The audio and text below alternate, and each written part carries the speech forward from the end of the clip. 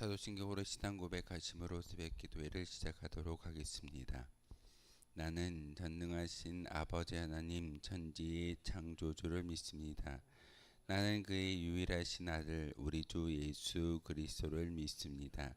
그는 성령으로 잉태되어 동정녀 마리아에게서 나시고 본디오 빌라도에게 고난을 받아 십자가에 못 박혀 죽으시고 장사된 지 사흘 만에 죽은 자 가운데서 다시 살아나셨으며 하늘에 오르시어 전능하신 아버지 하나님 우편에 앉아 계시다가 거기로부터 살아있는 자와 죽은 자를 심판하러 오십니다. 나는 성령을 믿으며 거룩한 공교회와 성도의 교제와 죄를 용서받는 것과 몸의 부활과 영생을 믿습니다. 아멘. 찬송가 445장 함께 찬양하겠습니다. 찬송가 445장입니다.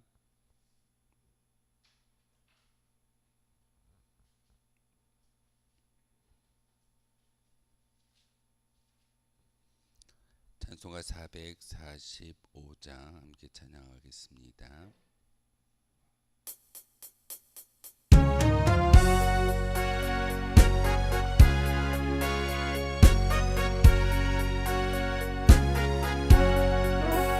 대산을 넘어 엄곡에 가도 빛 가운데로 걸어가면 주께서 항상 지키시기로 약속한 말씀 변치 않네.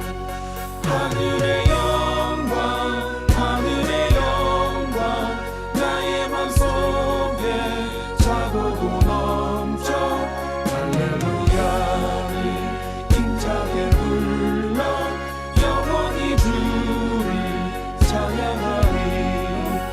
캄캄한 밤에 다닐지라도 주께서 나의 길 되시고 나에게 밝은 빛이 되시니 길 잃어버릴 염려 없네.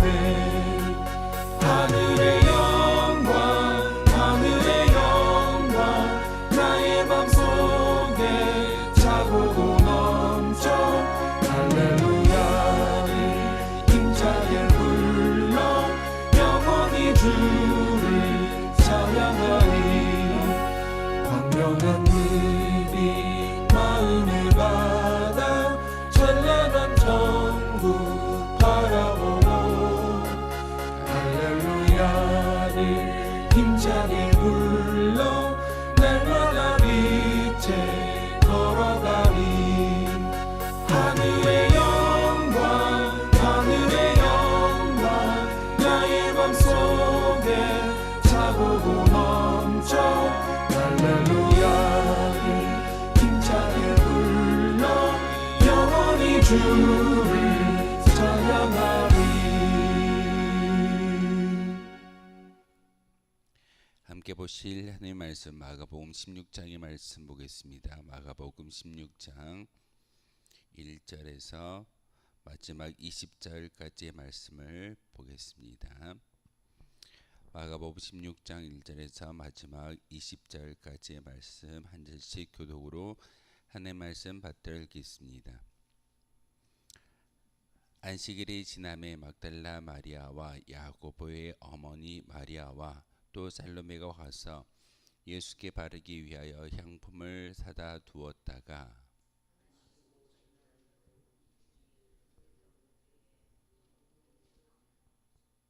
서로 말하되 누가 우리를 위하여 무덤 문에서 돌을 굴려 주리오 하더니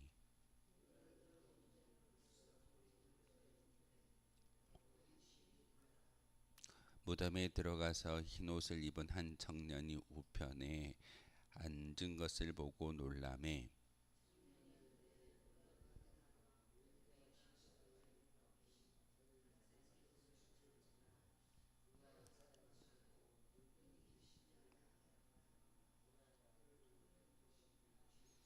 가서 그의 제자들과 베드로에게 이르기를 예수께서 너희보다 먼저 갈릴리로 가시나니 전에 너희에게 말씀하신 대로 너희가 거기서 배우리라 하라 하는지라.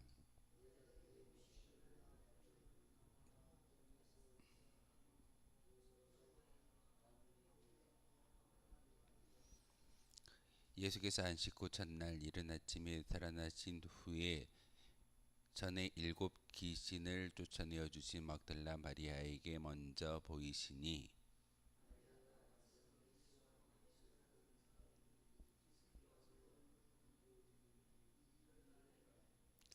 그들은 예수께서 살아나셨다는 것과 마리아에게 보이셨다는 것을 듣고도 믿지 아니하니라.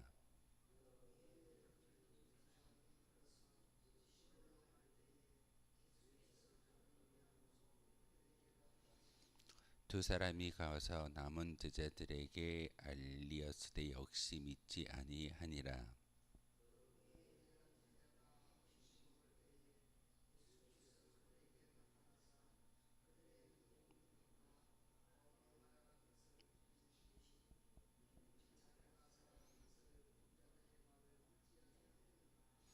또 이르시되 너희는 온 천하에 다니며 만민에게 복음을 전파하라.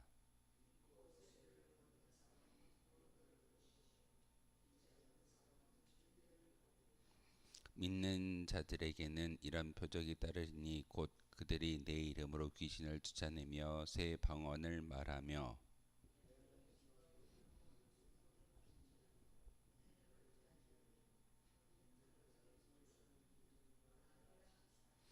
주 예수께서 말씀을 마치신 후에 하늘로 올려지사 하나님 우편에 앉으시니라.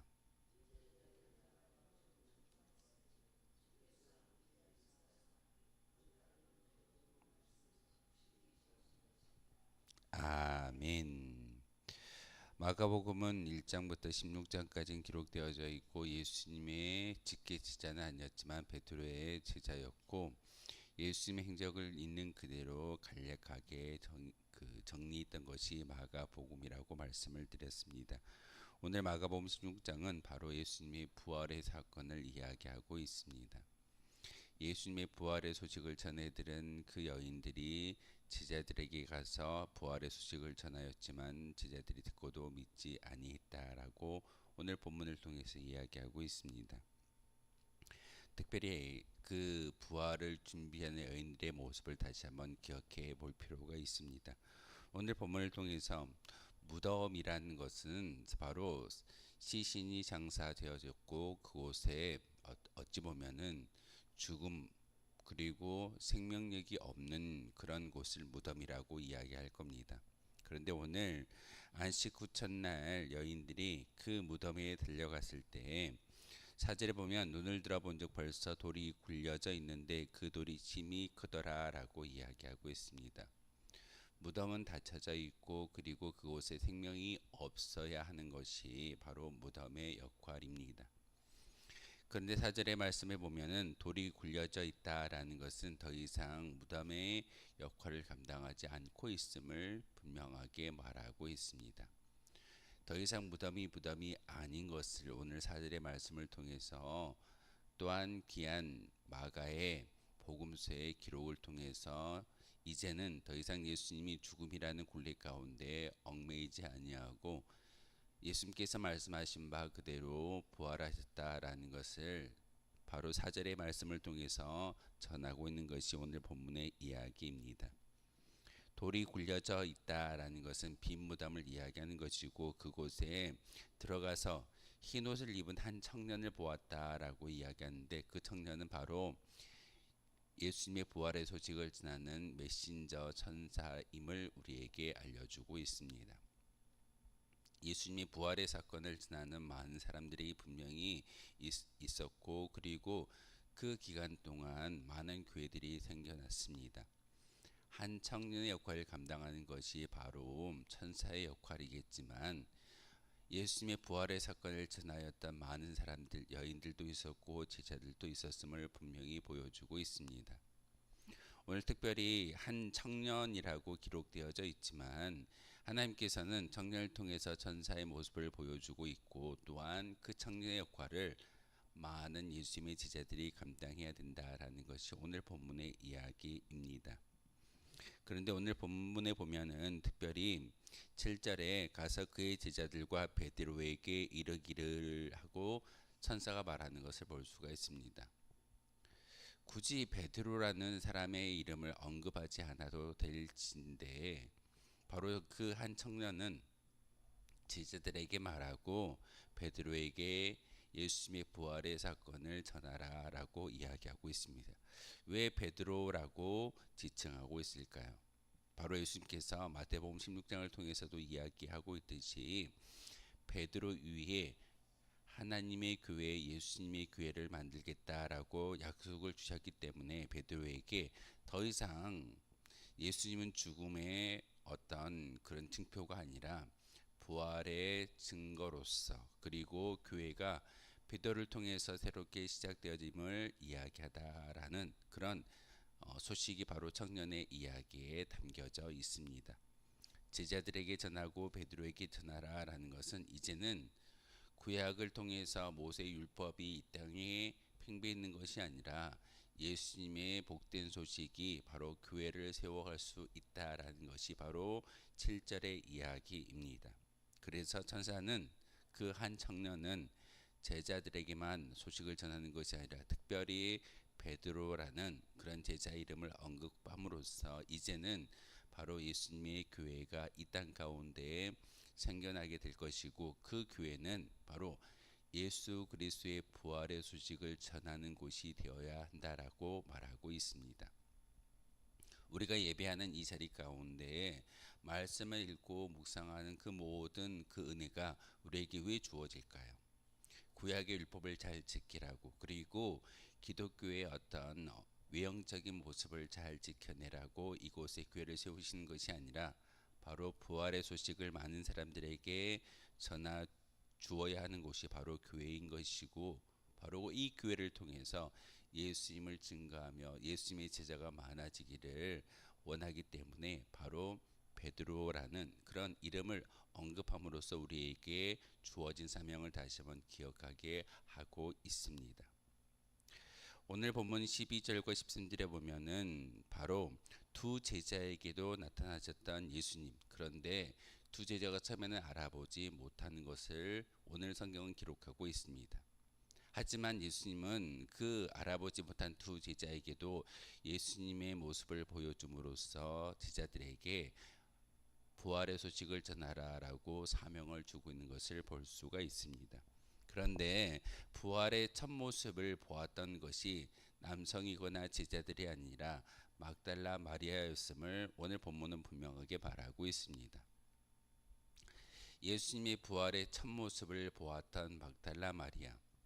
그런데 우리는 막달라 마리아가 왜 예수님의 부활의 첫 모습을 볼 수 있는 은혜가 주어졌는지를 다시 한번 기억해 보아야 합니다. 막달라 마리아를 오늘 소개하고 있습니다. 바로 그 마가단에서 7귀신에 들려 힘들어했던 여인 마리아가 있었는데 바로 예수님께서 그 귀신을 쫓아내어 줌으로써 이제 자유함을 누리게 되었고 그 마리아가 예수님을 끝까지 죽음의 자리까지 따라다니면서 예수님을 보필했던 사람이 바로 막달라 마리아였습니다. 그러다 보니 많은 남성의 제자들이 막달라 마리아를 시기 질투했던 것 같습니다. 그래서 우리가 잘 알고 있는 것처럼 오랫동안 잘못된 거짓 정보가 거짓 뉴스가 바로 막달라 마리아의 어떤 직업에 달려 있습니다. 막달라 마리아는 마가단에서 7귀신에 들렸던 여인이었지 그녀의 직업이 창기는 아니었습니다. 그런데 예수님의 곁에서 너무나도 예수님을 많이 따르고 예수님을 보필했던 예수님의 제자이기에 그리고 제자들보다 먼저 예수님의 부활의 모습을 보았다라는 것이 시기 질투 때문에 남성 제자들이 바로 막달라 마리아의 직업이 창렬하고 잘못된 거짓 뉴스를 선포함으로써 지금까지도 많은 사람들이 막달라 마리아의 직업이 창기였다라고 기억하고 있습니다. 그런데 그것은 잘못된 정보입니다. 분명한 정보는 막달라라는 그 지역의 마가단에서 7귀신이 들렸던 여인 마리아를 말하고 있습니다. 그 당시에 마리아라는 사람이 워낙 많았기 때문에 그 지명을 이야기할 수밖에 없습니다. 나사렛 예수라고 이야기하는 것은 그 당시에 많은 예수가 있었는데 나사렛 지역에서 자란 예수님이 진정한 메시아임을 보여주기 위해서 앞에 지역이 포함되어져 있습니다. 마리아도 마찬가지입니다. 예수님의 어머니였던 마리아도 있었고 야고보의 어머니였던 마리아도 있으며 또한 베다니에서 그 마르다와 마리아를 여러분이 잘 기억하실 겁니다.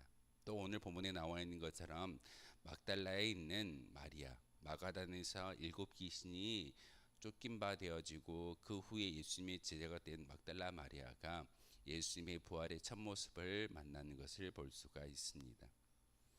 예수님의 이 세상에 태어난 그 사건을 가장 먼저 세상에 선포했던 사람이 누구일까요?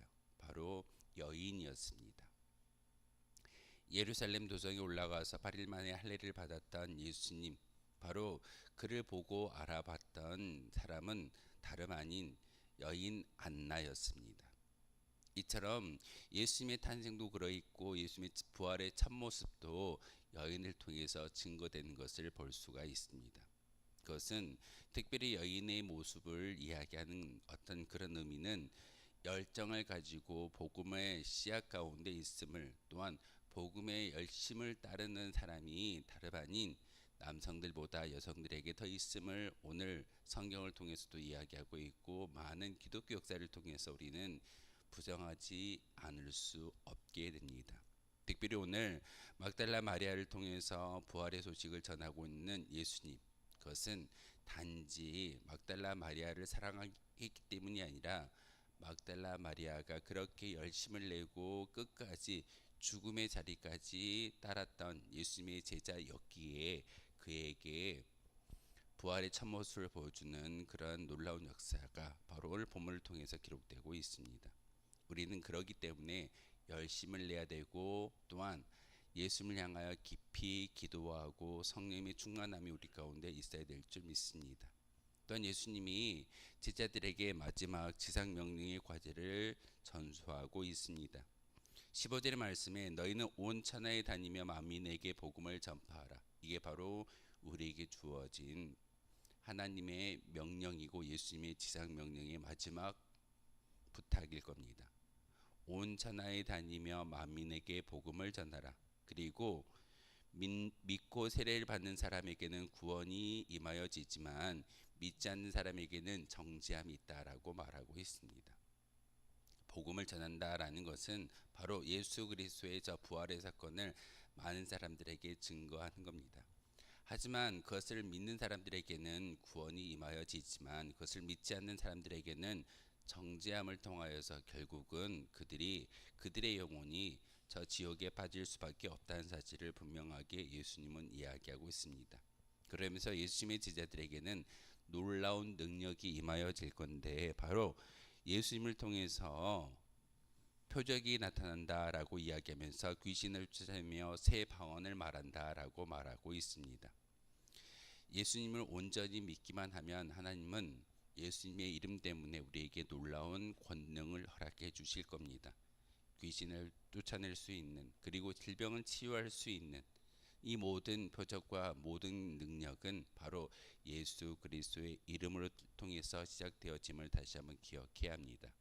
그러기에 교회가 이야기되어져야 하는 것은 진정한 복음의 메시지는 예수님의 부활의 소식입니다. 그렇다면 부활의 의미가 무엇일까요? 부활은 예수 그리스도가 무덤에 있다는 말이 아니라 무덤에서 다시금 살아났다는 소식입니다. 그리고 생명이 죽음 안에 머물러 있을 수 없음을 많은 사람들에게 증거하라는 겁니다. 바로 교회에 올라오기만 한다면 우리가 죄로 인해서 죽을 수밖에 없는 그 모든 생명이, 그 모든 영혼이 예수님의 저 십자가의 사랑을 통해서 더 이상 죽음에 머물러 있는 것이 아니라 생명으로 예수님의 그 부활의 모습을 우리 또한 덧입을 수 있다라는 소식을 전하는 것이 진정한 복음의 중요한 메시지입니다. 또한 죄와 죽음에 대한 승리이며 진리의 승리인 것을 부활의 증거를 통해서 우리에게 가르쳐주고 있습니다. 그러기에 더 이상 죄의 문제 때문에 죽음의 문제 때문에 두려워하는 것이 아니라 우리는 다시 예수님처럼 부활할 수 있다라는 기쁨으로 나아갈 수 있는 승리자의 모습이 우리 가운데 주어진다라는 그런 귀한 말씀입니다. 그리고 구원의 확증이며 진리의 정점이 바로 예수 그리스도의 부활의 사건입니다. 마태, 마가, 누가, 요한복음을 통해서 마지막 말미를 예수님의 부활의 사건으로 장식하고 있는 것은 바로 예수님의 그 귀한 사명은 3년의 공생의 진부한 이야기가 아니라 바로 부활의 사건인 것을 우리에게 가르쳐주고 있습니다.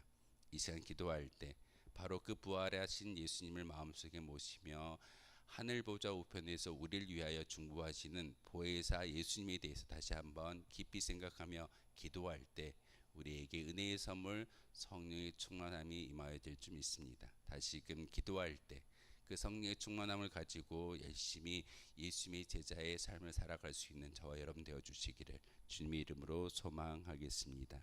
기도하겠습니다. 거룩하신 주님, 참으로 감사를 드립니다. 오늘도 복음서의 말씀, 예수님의 부활의 사건을 성경을 통해서 깨닫게 하시오니 참으로 감사를 드립니다. 예수 그리스도가 3년의 공생애를 통해서 우리에게 많은 것들을 가르쳐 주었지만 결국은 십자가의 죽으심과 부활의 사건을 통해서 우리가 천국을 소망할 수 있는 은혜를 주시고 믿음을 주시며 또한 예수 그리스도의 이름을 통해서 많은 권능을 주시겠다라고 말씀의 증거를 보여주셨습니다. 하나님, 온전히 믿고 따를 수 있는 거룩한 주의 백성들 되게 도와주시옵고 참된 제자의 모습으로서 하나님이 찾으시는 참된 예배자가 바로 우리이기를 소망합니다. 이 시간 그 예배자의 모습으로 이 자리에 올라와 기도하고 있사오니 하나님 다시 한번 예수 그리스도의 이름으로 말미암아 우리의 심령 가운데 성령의 충만함이 있게 하시고 오늘 하루 많은 사람들에게 부활의 소식을 전할 수 있는 온 천하에 다니며 만민에게 복음을 증거하라라고 말씀하셨던 예수 그리스도의 말씀대로 그 명령대로 수행할 수 있는 저희들 되게 도와주옵소서. 예수 그리스도의 이름으로 기도하옵나이다. 아멘. 하늘에 계신 우리 아버지, 아버지의 이름을 거룩하게 하시며 아버지의 나라가 오게 하시며 아버지의 뜻이 하늘에서와 같이 땅에서도 이루어지게 하소서. 오늘 우리에게 일용할 양식을 주시고 우리가 우리에게 잘못한 사람을 용서하여 준 것 같이 우리 죄를 용서하여 주시고 우리를 시험에 빠지지 않게 하시고 악에서 구하소서. 나라와 권능과 영광이 영원히 아버지의 것입니다. 아멘. 오늘 말씀을 생각하며 기도하도록 하겠습니다.